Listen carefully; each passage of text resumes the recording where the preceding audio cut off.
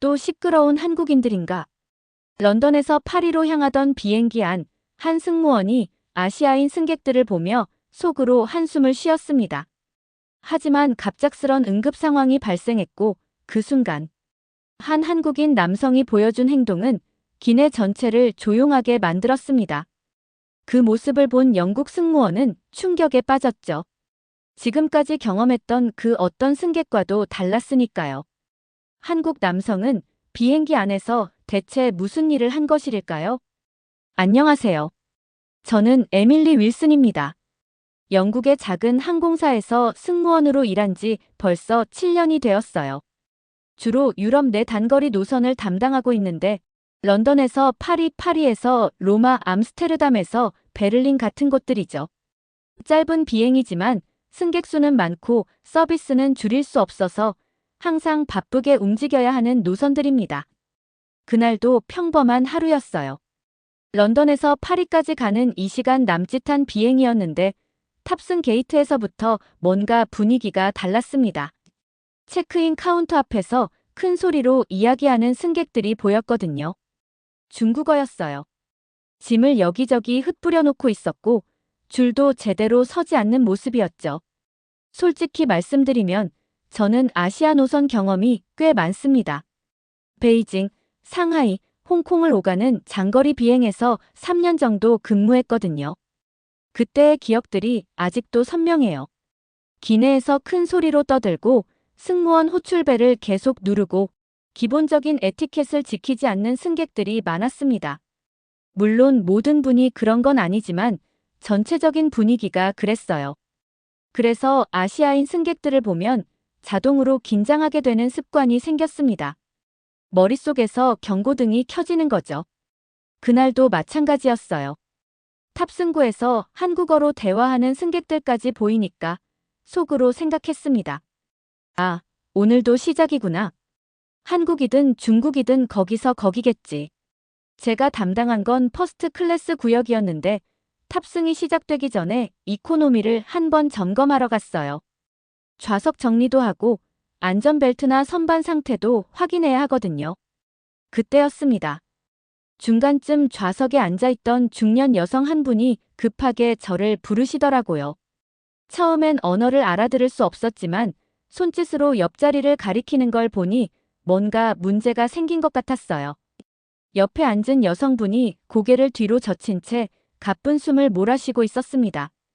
얼굴이 창백했고 손으로 가슴을 움켜쥐고 있었어요.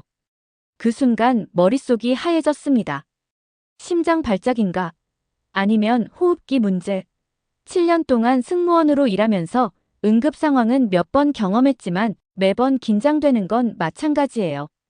바로 동료에게 의료 키트와 산소 마스크를 요청했고 기내 방송을 했습니다. 승객 여러분께 안내드립니다. 기내에 의사나 간호사 자격을 가지신 분이 계시면 승무원에게 말씀해 주시기 바랍니다. 응급 상황이 발생했습니다. 기내가 조용해졌어요. 승객들은 웅성거리기만 할 뿐 아무도 나서지 않았습니다. 그런 상황이 몇 초간 지속되었는데 그 침묵이 더 무서웠어요. 환자는 계속 고통스러워하고 있었거든요. 그때 조용히 한 손이 올라갔습니다. 이코노미 중간쯤 좌석에서요. 한 남성이 천천히 일어나 제게 다가왔어요. 키는 중간 정도였고 단정한 셔츠를 입고 있었습니다. 무엇보다 침착한 표정이 인상적이었어요. 의사입니다. 도와드릴게요. 그 말이 왜 그렇게 또렷하게 들렸는지 모르겠어요. 주변은 여전히 소란스러웠고 환자분은 힘들어하고 있었는데 유독 그 목소리만 선명하게 기억납니다. 조용하지만 확신에 찬 어조였어요.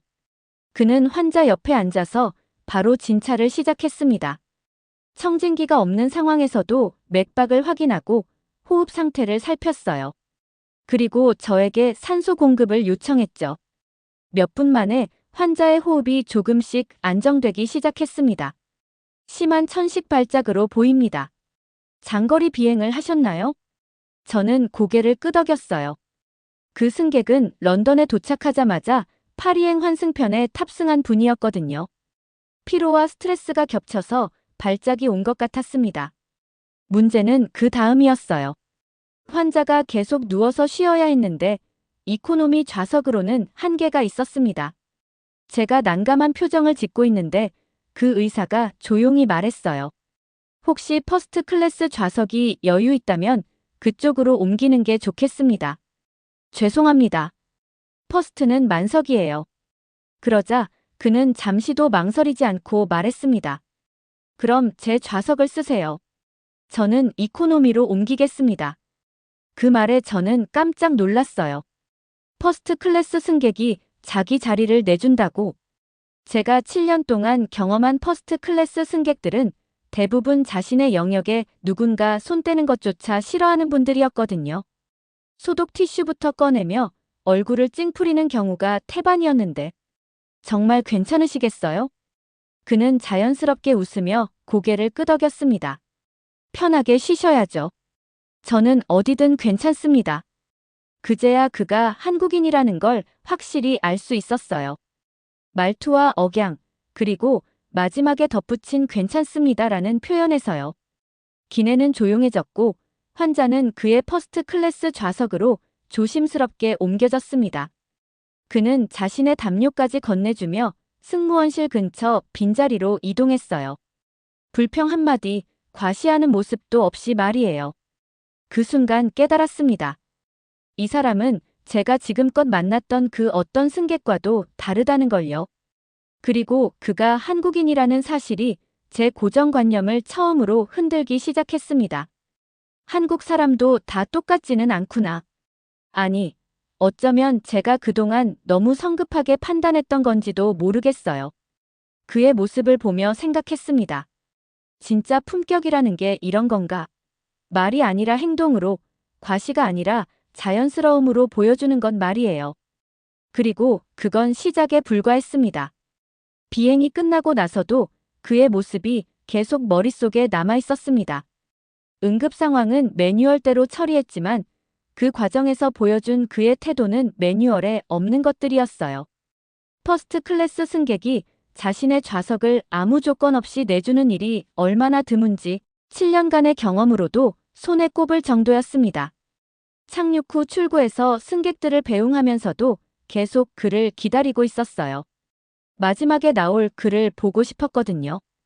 드디어 그가 천천히 걸어 나왔을 때 심장이 잠깐 멈춘 것 같았습니다. 저도 모르게 앞으로 다가섰고 눈이 마주쳤어요. 오늘 정말 감사했습니다. 좌석을 양보해 주셔서 저희에겐 큰 도움이었어요. 그는 조용히 웃으며 대답했어요. 당연한 일이었어요. 제 자리보다 환자분의 편안함이 더 중요하잖아요. 그 말이 그리 대단한 표현은 아니었는데 이상하게 마음에 남더라고요. 부드럽고 단정한 어조, 거칠에 없는 말투였습니다. 그런 사람이라는 느낌이 말보다 먼저 전해졌어요. 그냥 보내기에는 아쉬웠습니다. 예의에 맞지 않는다는 걸 알면서도 물어봤어요. 혹시 파리에 오래 머무르세요? 네, 일주일 정도요. 일정 때문에요. 그 말이 왜 그렇게 반가웠는지 모르겠어요. 생각할 새도 없이 말을 이었죠. 파리에 대해 많이 아는 건 아니지만 혹시 도움이 필요하시면 연락 주세요. 그는 망설이지 않고 휴대폰을 꺼냈어요. 좋아요. 제 이름은 이준호입니다. 그렇게 연락처를 주고받았습니다. 그의 이름을 알고 나서야 뭔가 마음이 풀리는 것 같았어요. 그냥 퍼스트 클래스의 한국 남자가 아니라 구체적인 사람이 된 느낌이었달까요? 호텔로 돌아와서도 마음이 쉽게 가라앉지 않았어요. 방 안에 앉아 창밖을 보면서 휴대폰을 몇 번이나 들었다 놓았습니다. 결국 아주 짧은 문자를 보냈어요. 오늘 도움 주셔서 정말 감사했습니다. 좋은 시간 되세요. 답장은 곧 왔어요. 별 말씀을요. 오히려 제가 감사드립니다. 혹시 저녁 시간 되시면 식사 어떠세요? 그 문장을 읽는 순간 저는 한참 동안 아무것도 하지 못했어요. 그저 천천히 마음속에서 무언가가 퍼져나가는 기분이었죠. 저녁 7시, 몽파르나스 근처 작은 레스토랑. 조금 이르게 도착해서 기다리고 있었는데 정확한 시간에 그가 왔어요. 비행기 안에서 본 그 모습 그대로 정돈된 차림과 조용한 미소였습니다. 기다리게 했나요? 아니요, 방금 왔어요. 레스토랑 안은 조용했고 우리는 그렇게 자연스럽게 식사를 시작했어요. 메뉴를 고르면서 가벼운 대화가 오갔습니다. 서울에서 무슨 일을 하세요? 패션 관련 일이에요. 한국 브랜드들을 유럽에 소개하는 거죠. 그의 설명을 들으며 제가 한국에 대해 얼마나 단편적인 인식만 가지고 있었는지 깨달았어요. 기내에서 시끄럽게 떠들던 사람들의 모습만이 전부인 줄 알았거든요. 한국은 정말 빠르게 변하는 나라예요. 불과 몇십 년 전까지만 해도 가난한 나라였는데 지금은 전 세계가 주목하는 기술 강국이 되었어요. 저는 솔직히 놀랐습니다. 한국이 그 정도로 발전했다는 걸 전혀 몰랐거든요. 제가 알고 있던 건 K-팝 정도였는데 그것도 단순히 아시아의 한 장르 정도로만 생각했었어요. 그는 스마트폰을 꺼내서 보여줬어요. 이거 보세요. 한국에서는 모든 생활이 디지털로 연결되어 있어요. 화면을 가리키며 설명했습니다. 지하철을 타거나 커피를 사거나 병원에 가는 것까지 모든 게 휴대폰 하나로 해결된다는 거였어요. 현금을 거의 사용하지 않아요. 심지어 시장에서 팔을 사는 것도 카드나 앱으로 결제하죠. 정말요? 런던에서도 아직 현금 결제가 많은데 유럽보다 훨씬 앞서 있는 부분들이 많아요. 인터넷 속도도 세계에서 가장 빠르고요. 그의 말에 저는 고개를 끄덕일 수밖에 없었어요. 제가 가지고 있던 선입견이 얼마나 잘못된 것이었는지 실감했습니다. 식사를 마치고 세느 강변을 걸으며 더 많은 이야기를 나눴어요. 그 길을 걷는 건 처음이 아니었지만 그날은 이상하게 풍경이 다르게 보였습니다. 강물 소리, 조명, 사람들 목소리. 익숙한 파리였지만 낯설고 그래서 더 특별했어요. 한국 영화가 칸 영화제에서 상을 받은 거 아세요? 정말요? 전혀 몰랐는데. 드라마도 전 세계적으로 인기예요. 이제는 한국 문화를 배우려는 외국인들이 늘어나고 있어요. 문화적으로도 이미 글로벌 수준에 올라섰다는 그의 설명에 저는 그저 신기할 따름이었어요. 특히 인상 깊었던 건 한국 사람들의 정신력에 대한 이야기였습니다. 전쟁의 폐허에서 시작해서 지금의 선진국까지 올라온 과정이 결코 쉽지 않았다는 거예요. 그 과정에서 보여준 끈기와 단합력이 오늘날의 한국을 만들었어요. 교육열도 대단해서 부모들이 자식 교육을 위해서라면 모든 걸 희생하죠. 저는 그제야 이해할 수 있었어요. 오늘 비행기에서 보여준 그의 배려심과 품격이 어디서 나온 것인지를요. 그런 역사와 문화 속에서 자란 사람이니까 자연스럽게 몸에 배어 있는 거였구나 싶었습니다. 새로운 것을 받아들이는 속도도 빨라요. 전통을 지키면서도 변화를 두려워하지 않거든요. 그래서 K-팝이나 한국 드라마 같은 콘텐츠가 전 세계적으로 사랑받을 수 있었다는 설명이었어요.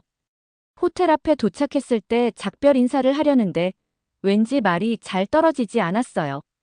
그도 마찬가지였던 것 같습니다. 내일 계획 있으세요? 루브르에 가보고 싶었는데. 저도 가고 싶었어요. 함께 갈까요? 그때 그의 얼굴에 번진 미소가 참 예뻤어요. 그날 밤 저는 침대에 누운 채 오래도록 창밖을 봤어요. 한국에 대한 제 생각이 완전히 바뀐 하루였습니다. 선입견이 얼마나 무서운 것인지, 그리고 한 사람을 제대로 알아가는 것이 얼마나 소중한 일인지 깨달았어요. 무엇보다 준호 씨 같은 사람이 있는 나라라면 분명 특별한 곳일 거라는 생각이 들었습니다. 첨단 기술과 깊은 문화, 그리고 따뜻한 인간성까지 갖춘 나라 말이에요.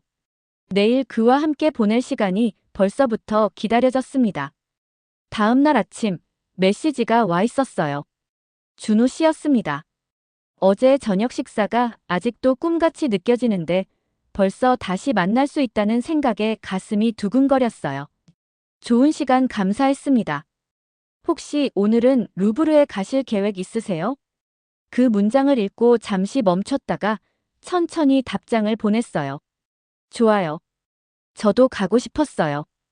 약속 시간은 오전 11시였습니다. 호텔에서 가까운 지하철역에서 만나기로 했어요. 전날보다 가볍게 차려입고 나섰지만 마음은 이상하게 더 긴장됐습니다. 그리고 조금 일찍 도착한 저보다 더 먼저 도착해 있던 준호 씨를 보고 괜히 웃음이 나왔어요. 일찍 오셨네요. 저도 방금 왔어요. 루브르는 생각보다 붐볐지만 함께 걷는 속도는 일정했어요. 그는 한 작품 앞에 오래 머물렀고 무심한 듯 설명을 곁들였습니다. 르네상스 시대의 여성들은 시선을 피하면서도 말하고 있었어요. 눈 대신 손으로. 그런 식으로 이야기했어요. 가르치는 건 아니었고 보여주는 태도였습니다. 어느새 저는 말없이 그를 따라가고 있었어요. 그림보다 그 사람을 더 관찰하고 있다는 걸 알면서도 멈추지 않았습니다. 박물관을 나와 근처 정원을 걷고 있을 때였어요. 익숙한 목소리가 뒤에서 들렸습니다. 제시. 돌아보니 샬롯이었어요. 제 동료 승무원입니다. 금발 머리를 틀어 올리고 평소보다 훨씬 화려하게 차려입은 모습이었어요. 그 옆엔 다른 승무원 2명도 있었고요. 어머, 여기서 다 만나네. 이분이 어제 말한 그 한국 남자. 말끝이 살짝 올라가 있었어요.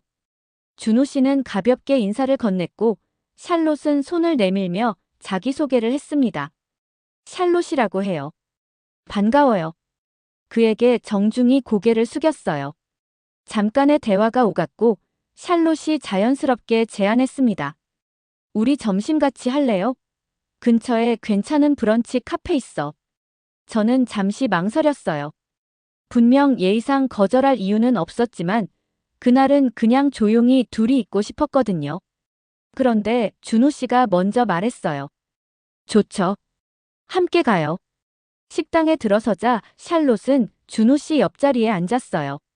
주문을 끝내고부터는 그녀가 주도했죠. 한국에 대해 물었고 그의 일에 대해 물었고 그의 대답 사이사이에 감탄사를 넣으며 호응했어요. 한국 음식 정말 좋아해요. 특히 김치찌개. 맞아요. 김치찌개 맛있죠. 그리고 케이팝도 완전 빠져 있어요. BTS 아세요? 저는 조용히 있었어요. 그런 분위기에 익숙한 편이었는데도 그날은 왠지 안에서부터 무언가 올라왔습니다. 샬롯은 활발했고 자신감 있었고 매력이 넘치는 사람이었어요. 그러니 제가 그 옆에서 위축된 기분이 드는 것도 어쩔 수 없었습니다. 그러다 준호 씨의 시선이 문득 제게로 향했어요. 그 순간 저는 조금 용기를 낼 수 있었습니다. 어제 들었던 이야기 정말 인상 깊었어요. 특히 한국 전통 문양에 대한 설명요. 제가 그렇게 말하자 그가 웃으며 고개를 끄덕였어요. 그 얘길 그렇게 기억해 주시다니 기쁘네요. 샬롯의 표정이 살짝 굳는 걸 느꼈어요. 그건 질투라기보다 방향이 틀어지는 걸 감지한 사람이 보이는 표정이었죠. 하지만 저는 계속했습니다.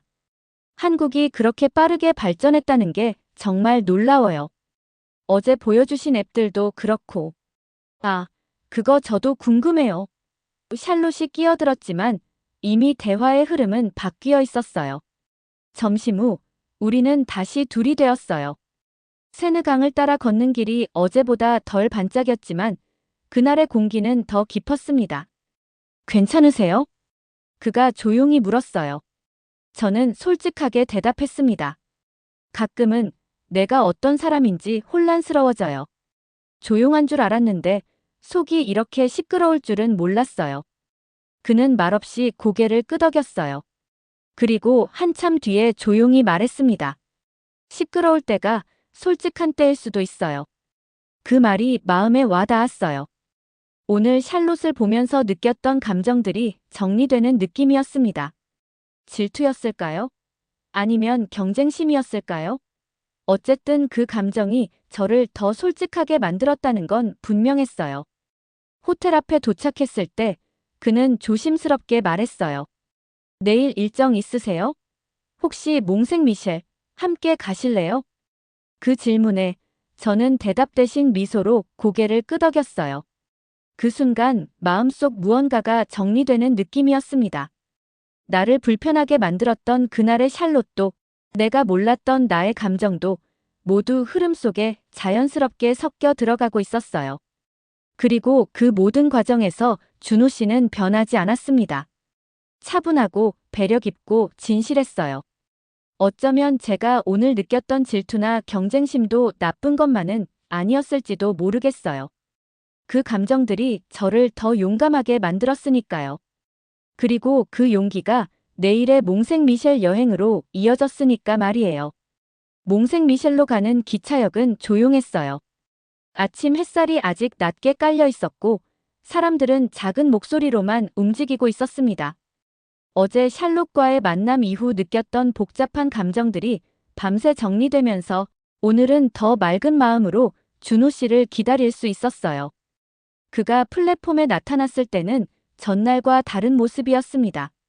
편안한 차림, 작은 백팩 하나, 손에는 커피 2잔을 들고 있었어요. 따뜻한 걸로 골랐어요. 그 한마디에 괜히 마음이 풀렸습니다. 작은 배려였지만 제가 추위를 타는 편이라는 걸 어제 대화에서 기억하고 있었던 거죠. 우리는 아무 말 없이 플랫폼에 섰고 파리에서 몽생미셸까지의 긴 하루는 그렇게 시작됐어요. 기차 안에서 그는 창밖을 오래 바라봤어요. 그렇게 조용히 앉아있는 사람 옆에 있으면 이상하게 나도 조용해지고 싶어집니다. 저는 고개를 돌려 그를 보다가 다시 창밖을 봤어요. 바깥 풍경은 생각보다 빨리 바뀌었고 그의 옆모습은 좀처럼 바뀌지 않았습니다. 한국에서는 이런 기차 여행 자주 해요? 제가 물어보니 그가 미소를 지었어요. 네, 주말마다 부산이나 경주 같은 곳에 가곤 해요. 한국은 작은 나라라서 KTX로 어디든 3시간 안에 갈 수 있거든요. KTX요? 고속철도예요. 시속 300km로 달리죠. 프랑스 TGV 기술을 도입해서 만들었는데 지금은 더 발전된 기술로 업그레이드했어요. 또다시 한국의 기술력에 대한 이야기였어요. 어제까지만 해도 몰랐던 것들이 계속 나왔습니다. 몽생미셸에 도착했을 땐 생각보다 바람이 세게 불었어요. 섬까지 이어진 도로를 천천히 걸으면서 그는 가끔 제게 말을 걸었습니다. 저기 보이는 갯벌이 정말 신기해요.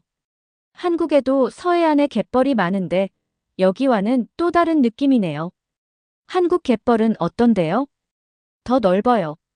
그리고 조개나게 같은 해산물이 정말 많죠. UNESCO 세계유산으로도 등재되었어요. 한국에도 세계유산이 있다는 얘기에 또 한 번 놀랐습니다. 제가 아는 한국은 정말 빙산의 일각이었구나 싶었어요. 수도원 꼭대기에서 내려다본 풍경은 말로 설명할 수 없었어요. 끝없이 펼쳐진 갯벌, 그 위에 선 바람, 그리고 아무 말 없이 나란히 선 우리였습니다. 이런 풍경을 누구와 함께 보느냐가 중요하다는 말, 이제야 알겠어요. 그가 조용히 말했어요. 저는 대답 대신 그를 봤습니다. 그 시선은 낮았지만 눈빛은 많은 걸 말하고 있었어요. 잠시 침묵이 흘렀고 제가 먼저 말했습니다. 저는 이런 데서 키스하는 거 영화 속에서나 있는 줄 알았어요.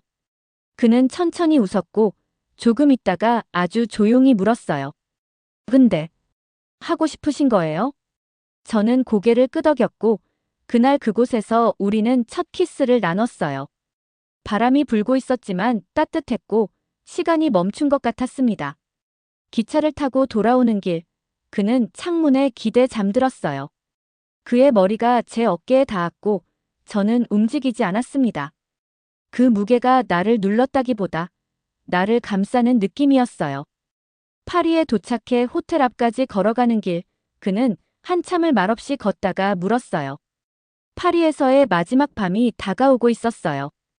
호텔 앞에 도착했을 때 그가 조심스럽게 말했습니다. 내일 모레면 일정이 끝나요. 뉴욕으로 돌아가야 해서요. 그 말에 가슴이 뭉클했어요. 이별이 이렇게 빨리 다가올 줄 몰랐습니다. 언제 비행기 타세요? 오후 3시 비행이에요. 파리에서 뉴욕 직항이요. 잠깐, 그 시간이 익숙했어요. 제가 배정받은 스케줄과 똑같았거든요. 혹시나 해서 물어봤습니다. 혹시 브리티시 에어웨이즈요? 그가 놀란 표정으로 고개를 끄덕였어요. 네, 맞아요. 왜요? 제가 그 비행 승무원으로 배정되어 있어요. 잠시 정적이 흘렀습니다. 그가 천천히 웃으며 말했어요. 그럼 또 만나게 되는 거네요. 어색하지만 다행이었어요. 적어도 완전한 이별은 아니었으니까요. 다음 날은 일정이 없었어요. 그와 함께 도시를 천천히 걸었습니다. 말이 많진 않았지만 대신 오래 머물렀어요. 그는 파리에 대해 설명하지 않았고 저도 가이드 역할을 하지 않았습니다.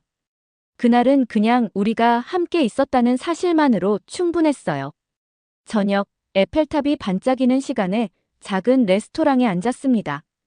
촛불이 깜빡였고 음악은 잔잔했어요. 우리의 새로운 시작을 위해. 그가 와인잔을 들며 말했어요. 저도 잔을 들었습니다. 새로운 시작을 위해. 그날 밤 호텔로 돌아오는 길에 그는 제게 무언가를 건넸어요. 작은 봉투였고 안에는 열쇠 모양의 펜던트가 들어있었습니다. 이건 약속이에요. 아직은 반지는 아니지만 함께 열어보고 싶은 삶이 있다는 뜻이에요. 그 말에 저는 한참 동안 아무 말도 하지 못했어요. 대신 그걸 꼭 쥐고 있었습니다. 열쇠라는 상징이 참 좋았어요. 무언가를 열고 새로운 세상으로 들어간다는 의미였으니까요. 고마워요. 정말 예뻐요.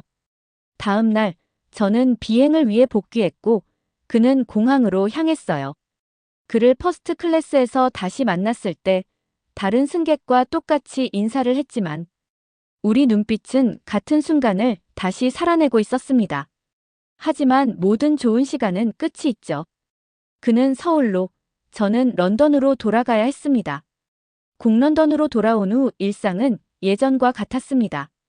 비행 스케줄을 소화하고 동료들과 커피를 마시고 호텔에서 혼자 저녁을 먹었어요. 하지만 무언가 달랐습니다. 준호 씨와 함께했던 시간들이 계속 생각났고 한국에 대한 호기심이 점점 커져갔어요.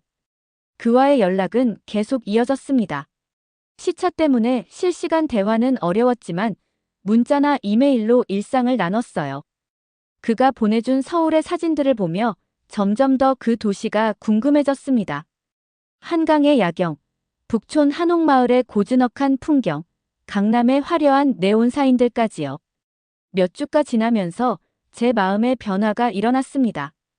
단순한 그리움을 넘어서 한국에서 살아보고 싶다는 생각이 들기 시작한 거예요.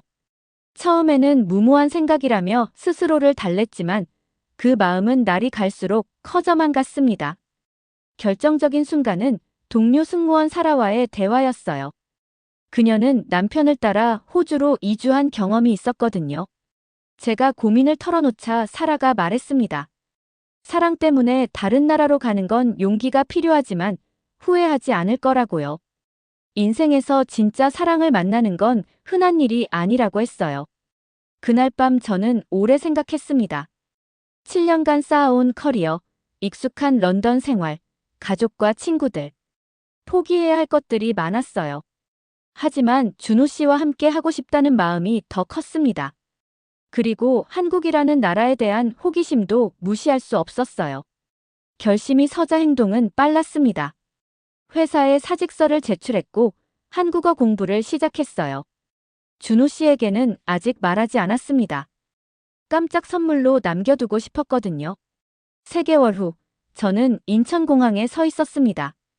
준호 씨는 제가 온다는 걸 전혀 모르고 있었어요. 가슴이 두근거렸지만 후회는 없었습니다. 공항에서 나와 택시를 탔을 때 서울의 첫인상은 놀라웠어요. 깔끔하고 현대적인 도시 풍경, 질서정연한 교통 시스템, 그리고 어디서나 보이는 한글 간판들이 신기했습니다. 준호 씨와의 재회는 감동적이었어요. 갑작스러운 저의 등장에 그는 말을 잇지 못했습니다. 하지만 곧 환한 미소를 지으며 저를 안아주었어요. 그 순간 모든 걱정과 불안이 사라졌습니다. 서울에서의 첫 주는 적응 기간이었어요. 한국어는 생각보다 어려웠고 음식 맛도 달랐습니다. 하지만 준호 씨가 차근차근 도와주었고 한국 문화에 대해 설명해 주었어요. 지하철 타는 법부터 시작해서 마트에서 장 보는 법, 은행 업무 보는 법까지 하나하나 알려주었습니다. 특히 인상 깊었던 건 한국 사람들의 따뜻함이었어요. 처음에는 차갑고 무뚝뚝해 보였지만 알고 보니 정이 많은 사람들이었습니다. 준호 씨의 친구들도 저를 친절하게 대해주었고 한국 생활에 적응할 수 있도록 많이 도와주었어요. 가장 긴장되었던 순간은 준호 씨 부모님을 만나는 날이었습니다. 외국인 며느리에 대해 어떻게 생각하실지 걱정이 많았거든요. 하지만 준호 씨 어머니는 생각보다 따뜻하게 맞아주셨어요. 서툰 한국어로 인사를 드리니 기특하다며 손을 꼭 잡아주셨습니다. 아버지는 처음에 조금 어색해하셨지만 제가 한국 문화에 관심이 많다는 걸 알고 나서는 이것저것 설명해 주셨어요. 특히 한국의 경제 발전사에 대해 자부심을 가지고 이야기해 주시는 모습이 인상적이었습니다. 어머니가 직접 만들어주신 한국 음식들을 맛보며 이 가족의 일원이 되고 싶다는 마음이 더욱 커졌어요. 김치찌개의 깊은 맛, 된장국의 구수함, 불고기의 달콤함까지 모든 게 새로웠고 맛있었습니다. 그날 저녁 준호 씨와 한강변을 걸으며 이야기했어요. 한국에서의 생활이 어떤지, 앞으로의 계획은 무엇인지에 대해서요. 그는 제가 모든 걸 포기하고 한국에 온 것에 대해 미안해했지만 저는 전혀 후회하지 않는다고 말했습니다.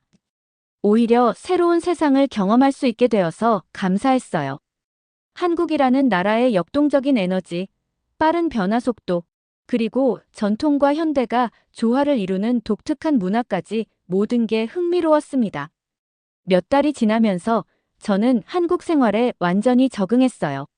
한국어도 일상 대화는 가능할 정도로 늘었고 김치도 맛있게 먹을 수 있게 되었습니다. 무엇보다 이 나라에서 새로운 인생을 시작할 수 있다는 확신이 들었어요. 사랑 때문에 시작된 선택이었지만 이제는 한국 자체를 사랑하게 되었습니다.